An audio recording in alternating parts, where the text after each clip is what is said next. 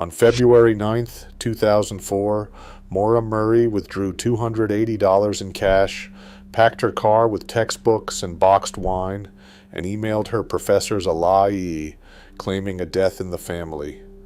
By 7:27 that evening, a resident on a quiet New Hampshire road called 911.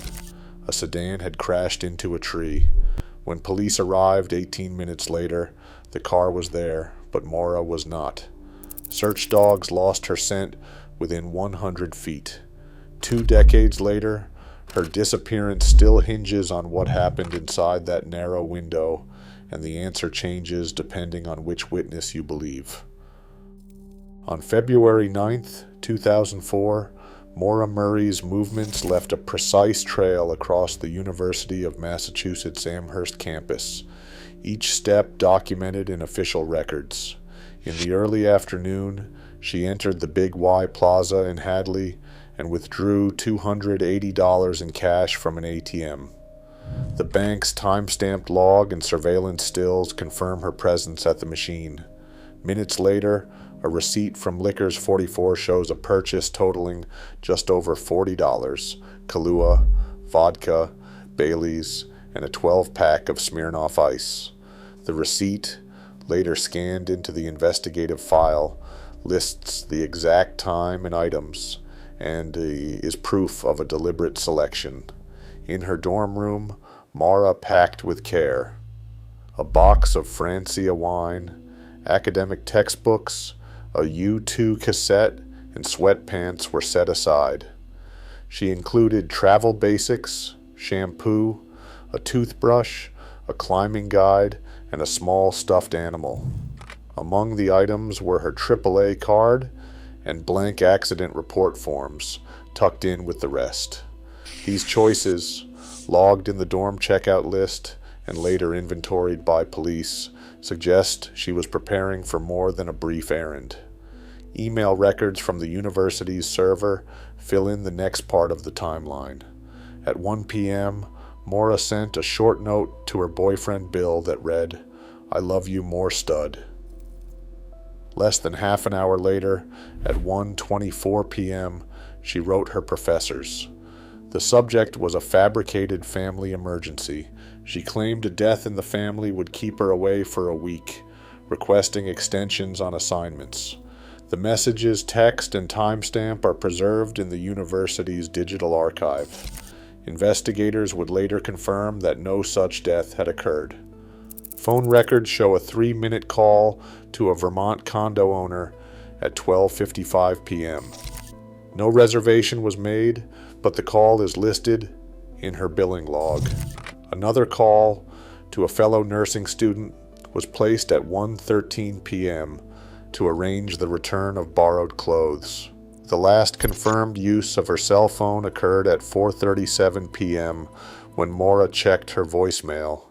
After that, the line went silent. By late afternoon, her car was loaded. The items she chose, wine, textbooks, personal effects, remained untouched in the Saturn's back seat after the crash. The only things missing were her debit card, credit cards, and cell phone. The paper trail closes as Maura leaves campus, her intentions and state of mind preserved only in these records. Each transaction, each message, and each packed item would become the foundation for every theory that followed. At 7:27 p.m. on February 9th, 2004, a call came into Grafton County Dispatch. Faith Westman, looking out from her home on Route 112, reported a car accident near her driveway. She described a vehicle in the snowbank and, in her words, a figure near the car, details logged in the dispatcher's notes. Westman's call set the official clock running. The next 15 minutes unfolded in small, recorded increments. No police or emergency vehicles reached the scene during this window. The road, lined with snow and shadow, remained quiet, except for the Saturn's hazard lights and the faint movement of a person outside the car. Westman continued to watch from inside her house, uncertain if help would arrive. At 7:42 p.m., Butch Atwood, A school bus driver who lived nearby picked up the phone. His 911 call, later transcribed for investigators, described a young woman standing by the vehicle. Atwood told the dispatcher she looked shaken but uninjured, and he relayed the exact location, Route 112, just east of the weathered barn. He later recounted that the woman declined his offer of help, saying she had already called for assistance. Atwood returned to his bus and watched the scene from his driveway. The official dispatch log shows Officer Cecil Smith was assigned the call at 7:44 p.m. His patrol car, a marked SUV, departed from the Haverhill police station and made its way along the icy road. The log records Smith's arrival at the crash site at 7:45 p.m., 18 minutes after Westman's first call, 3 minutes after Atwood's report. Smith noted the Saturn was locked, airbags deployed, and no one was inside or in sight.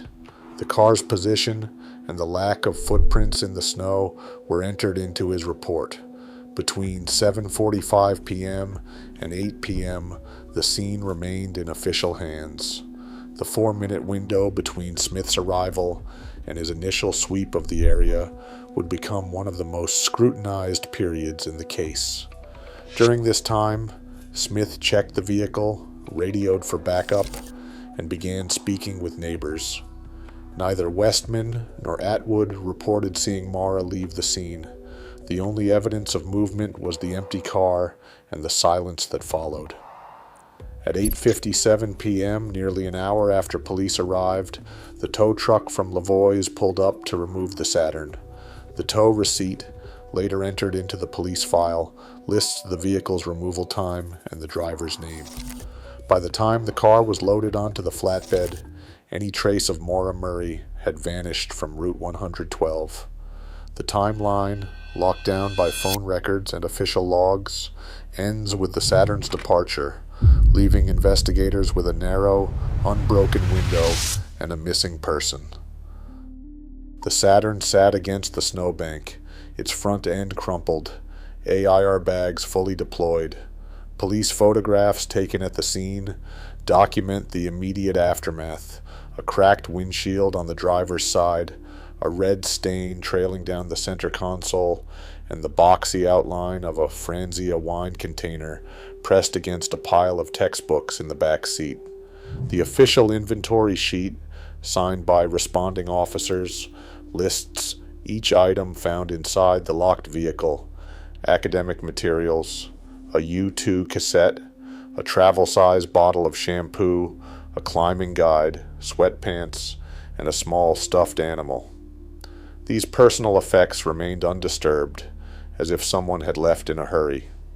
A closer look at the evidence reveals more. The airbags, still inflated when first responders arrived, suggest a recent impact. A faint but distinct red wine stain was visible on the driver's side door and pooled on the floor mat, matching the partially empty box of wine. The AAA card, accident report forms, and Maura's textbooks were present, but her debit card, credit card, and Nokia 6100 cell phone were not found anywhere in the car or at the scene. No wallet, no calling cards, just the essentials left behind, their absence noted in the police report. Scene photos show the glove compartment slightly ajar and a rag from the emergency kit stuffed into the tailpipe. The driver's seat was pulled forward, consistent with Maura's height. The car's keys were missing. No blood, no visible injuries, and no footprints led away from the vehicle in the fresh snow. The evidence, frozen in these records and images, offers a silent inventory of what was present and what was already gone. The Saturn left Route 112 at dusk, but the story of its journey did not end with the crash. At 9 p.m., a tow truck from Lavoie's arrived, its logbook recording the pickup time, the make and model, and the name of the driver. That tow receipt, later entered into the police file, stands as the first link in a chain meant to preserve every scrap of evidence. The car was moved from the snowbank to the Haverhill Police impound lot, and with it, the hope that answers might still be found inside the vehicle's battered shell. But the paper trail that should have followed the Saturn from roadside to storage is incomplete. The official intake sheet, signed by an impound clerk, lists the car's condition and the items visible in the back seat: a box of Francia wine, a U2 cassette, textbooks, sweatpants, a climbing guide, and a stuffed animal. These details, recorded in the hours after the crash, were supposed to provide a fixed record, a baseline for all future evidence reviews. Years later, the 2023 audit memo from the New Hampshire State Police surfaced, raising new questions. The memo notes that the boxed wine and Maura's AAA card, both clearly listed on the original intake, were missing from the vehicle when investigators conducted a follow-up inventory. No entry in the chain of custody logs explains their disappearance. The tow contractor's full documentation, which should account for every transfer and every item, has never been released in its entirety. The result is a critical gap, evidence that might have been lost, contaminated, or simply never properly recorded. For those trying to reconstruct what happened that night, the integrity of the evidence itself became as much a mystery as Maura's disappearance. Search teams mobilized before sunrise on February 10th, working under temperatures that hovered at -6 degrees Celsius. New Hampshire State Police and Fish and Game officers coordinated a grid that stretched 20 miles along Route 112, deploying 2 helicopters to scan the snowbound forest from above. Aerial logs from that morning document repeated sweeps over the crash site and deep into the surrounding woods, but no sign of Maura appeared in the treetops or open fields. On the ground, 4 trained scent dogs were brought in, each starting from a glove provided by Maura's family. The handlers recorded that every dog tracked her scent for less than 100 feet before losing it abruptly at the roadside. The official canine logs note the trail stopped cold, as if the source had vanished or entered a vehicle. This detail, preserved in the search records, would later become a focal point for investigators and critics alike. Volunteer searchers, nearly 150 strong, fanned out in concentric circles from the crash. Their progress was slowed by thick brush, icy ditches, and private property boundaries where permission was not always granted. Daylight faded quickly, and the cold, combined with patchy snow cover, made it nearly impossible to detect fresh tracks or dropped items. Some areas, especially those behind locked gates or steep embankments, remained unsearched during the first pass. The search logs show that these gaps were only revisited after a full day had passed, leaving critical hours unaccounted for. Despite the scale of the operation, air, ground, and canine units worked in tandem. The first 48 hours yielded no physical trace. The only certainty was the abrupt loss of scent and the silent, frozen woods that offered no answers. Conflicting witness accounts have haunted the timeline from the moment Maura's car landed in that snowbank. Faith Westman, watching from her house, told dispatchers she saw a man in the passenger seat smoking a cigarette. Her words, logged at 7:27 p.m., described not just a solitary figure, but another presence near the Saturn. Yet no other witness, including Butch Atwood, ever reported seeing a second person or any sign of a cigarette. Atwood's own 911 call, placed at 7:42 p.m., makes no mention of another vehicle or passenger, just a shaken young woman standing alone by the car. Then comes the account known as Witness A. Driving past the crash site sometime between 7:33 and 7:37 p.m., this witness later reported seeing a vehicle labeled 001 nose to nose with the Saturn. The detail stands out 001 is the number assigned to Officer Cecil Smith's police SUV, but the official logs show Smith was only dispatched at 7:44 p.m. and did not arrive until after both Westman and Atwood's calls. No dash cam footage or radio logs confirm an earlier police arrival. The patrol logs are silent, and the timeline leaves a gap. With no photographic proof and only conflicting statements, the question of a second vehicle remains open. The Westman transcript, the summary of Witness A, and the absence of corroborating evidence set up a central contradiction. Was Maura alone in those final minutes, or did another car, and possibly another person, appear before the official story began? Maura Murray's disappearance is measured against three main theories, each shaped by its own evidence and unanswered questions. The voluntary disappearance theory centers on her actions before the crash. A $280 cash withdrawal, alcohol purchases, and a fabricated email about a family emergency. Her debit and credit cards, along with her cell phone, were never found. No financial activity or sightings have surfaced since. Yet, there is no proof of a new identity or escape route. Key records, like phone tower logs that could track her movements, remain sealed under the Murray exemption. The accidental death theory focuses on the harsh conditions that night. Temperatures dropped to -6 degrees Celsius and snow covered the ground. The crash itself was minor, but if Maura left on foot, hypothermia posed a real threat. Search teams found no remains, belongings, or biological evidence. Scent dogs lost her trail within 100 feet. Without an autopsy or physical remains, this theory remains unresolved. Abduction or foul play draws from witness reports of a possible second vehicle and a rusted knife found a mile away, which triggered a canine alert. The knife was never linked to Maura by DNA, and the alert's report is unofficial. No ransom or credible communication ever surfaced. Missing phone data and unreleased tow records keep this theory open-ended. The search for Maura Murray has grown far beyond the boundaries of police reports and official case files. In the years since her disappearance, online communities have become a driving force, cataloging every released document, dissecting timelines, and organizing their own searches.